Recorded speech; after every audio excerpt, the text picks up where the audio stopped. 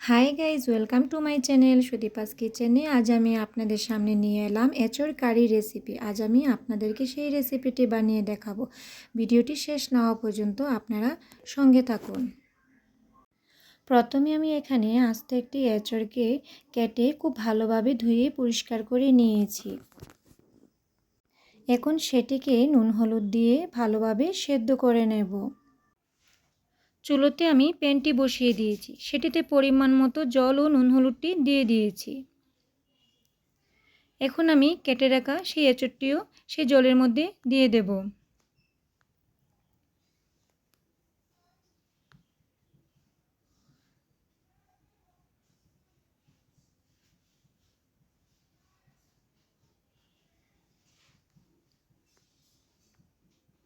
আমার এঁচোড়গুলো প্রায় দেওয়া হয়ে গেছে। এখন আমি সেটিতে কেটে রাখা আলুটিও দিয়ে দিচ্ছি।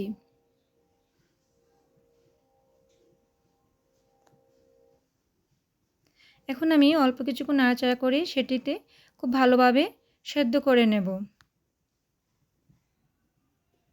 খুব বেশি সেদ্ধ করব না, 50%-এর মতো সেদ্ধ করে নেব। আমার এঁচোড়গুলো প্রায় 50%-এর মতো সেদ্ধ হয়ে এসছে। এখন সেটিকে আমি একটি পাত্রে নামিয়ে নেব।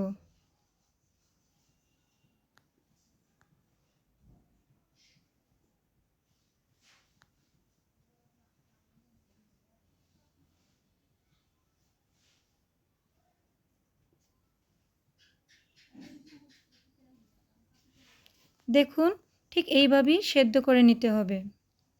এখন আমি নুন হলুদ দিয়ে এঁচোড়টিকে ভেজে তুলে নেব।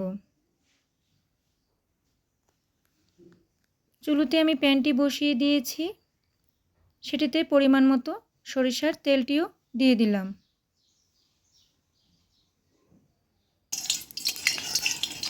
অল্প কিছুক্ষণ নাড়াচাড়া করে সেটিতে সেদ্ধ হওয়া এঁচোড়টিও দিয়ে দেব।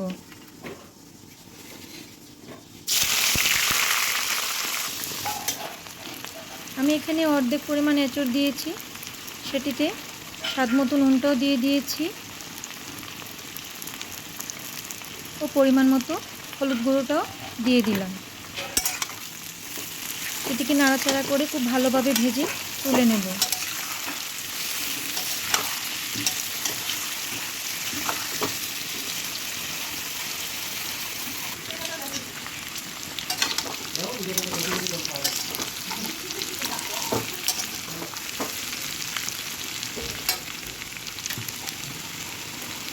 আমার সেই এঁচোড়গুলো ভাজা ভাজা হয়ে এসছে। এখন আমি সেটিকে একটি পাত্রে নামিয়ে নেব।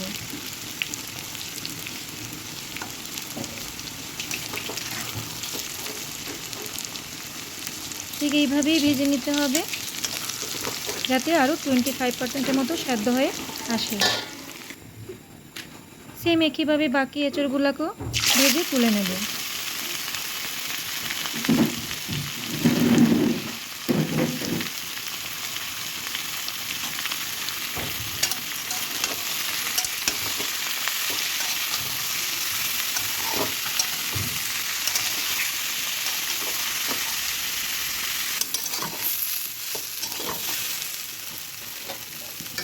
আমার এঁচোড়গুলো সম্পূর্ণ ভাজা হয়ে গেছে। এখন আমি সেটাকে আবারও নামিয়ে নিচ্ছি। দেখুন, ঠিক একইভাবে ভেজে নিতে হবে। এখন আমি চুলোতে আবারও প্যানটি বসিয়ে দিলাম, সেটিতে পরিমাণ মতো সরিষার তেলটিও দিয়ে দিয়েছি। তেলটি গরম হয়ে এসছে। এখন আমি ফোড়ন হিসাবে 4-5টি তেজপাতা, এলাচ, দারুচিনি, লংও দিয়ে দিলাম। সেটিতে কেটে রাখা 3 গুঁটো কুচি করে কেটে রাখা পেঁয়াজ সেটিও দিয়ে দিয়েছি। পেঁয়াজগুলো অল্প কিছুক্ষণ ভাজা ভাজা হয়ে এলে সেটিতে আরও কিছুটা মশলাও দিয়ে দেব। এখানে আমি 4 গুঁটো রসুন গ্রেট করে নিয়েছি, 2 থেকে 2.5 ইঞ্চি সাইজের আদা সেটিকেও গ্রেট করে নিয়েছি, 2টো পেঁয়াজকে পেস্ট করে নিয়েছি, সেটিও সেই তেলের মধ্যে দিয়ে দিলাম।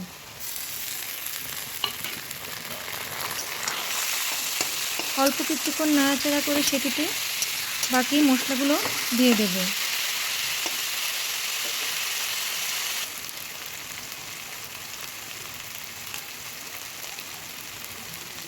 দিয়েছি পরিমাণ মতো হলুদ গুঁড়ো, দিয়েছি স্বাদ মতো নুন, সেটা স্বাদ অনুযায়ী দিতে হবে, কারণ আমি সেদ্ধতেও দিয়েছি, ভাজাতেও দিয়েছি, তাই সেটা পরিমাণ বুঝেই দিতে হবে। দিয়েছি স্বাদ মতো ঝাল,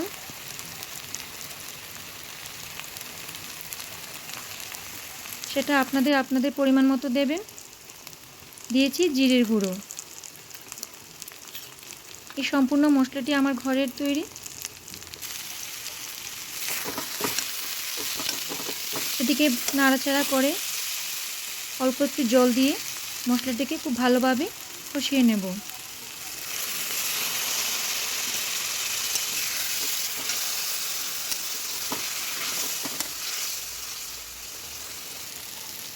আমার মশলাগুলো প্রায় কষানো হয়ে গেছে, মশলার গায়ে থেকে তেলটি ছেড়ে এসছে। এখন আমি ভেজে রাখা সেই এঁচোড়টিও সেই তেলের মধ্যে দিয়ে দেব।